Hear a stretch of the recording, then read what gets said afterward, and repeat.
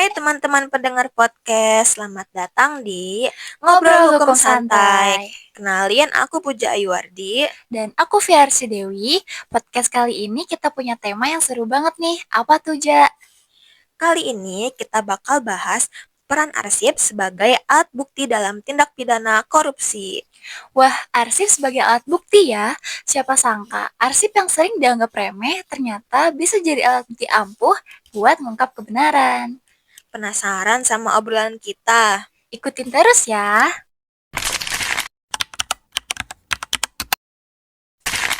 Salah satu kasus menarik yang mau kita bahas kali ini ada dari putusan Mahkamah Agung nomor 321 tingkat kasasi, kasus pidana khusus di tahun 2019.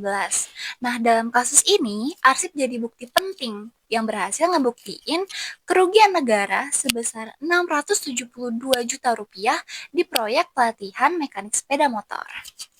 Proyek itu punya anggaran sebesar 882 juta rupiah, tetapi hanya 191 juta rupiah yang benar-benar digunakan. Sisanya raib. Laporan audit BPKB menunjukkan ketidaksesuaian laporan serah terima pekerjaan dengan kenyataan di lapangan. Bener banget, laporan palsu jadi alat bukti utama di kasus ini. Tapi nggak cuma itu sih, masih ada dokumen kontrak, laporan keuangan, berita acara, STNK dan BPKB kendaraan bermotor yang notabene arsip vital juga termasuk ke dalam barang bukti lain. Uniknya, STNK sepeda motor juga diajukan, seperti STNK Honda C100M dan Kimco. Bahkan, dokumen ini dirampas untuk negara karena terkait transaksi ilegal.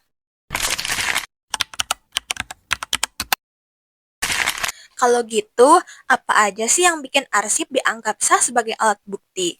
Ada dua aspek nih. Yang pertama, aspek formil. Ini berdasarkan keaslian dokumen, harus ada tanda tangan atau cap resmi. Yang kedua, ada aspek material, yang mana isi dokumen harus relevan dengan kasusnya. Kalau salah satu aspek aja tuh nggak terpenuhi, arsip bisa dianggap gugur. Jadi, arsip seperti STNK tadi juga diverifikasi. Bener banget, arsip digital bakal dicek metadata-nya, kayak kapan dibuat, siapa yang terakhir mengubah, dan apakah ada manipulasi.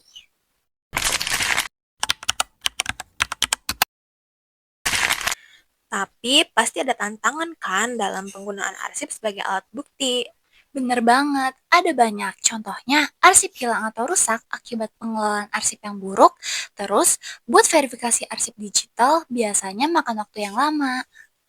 Makanya, penting banget nih membangun sistem pengolahan arsip yang baik.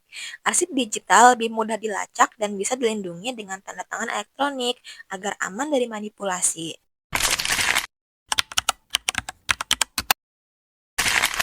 Jadi, kesimpulannya, arsip bukan cuma tumpukan dokumen ya.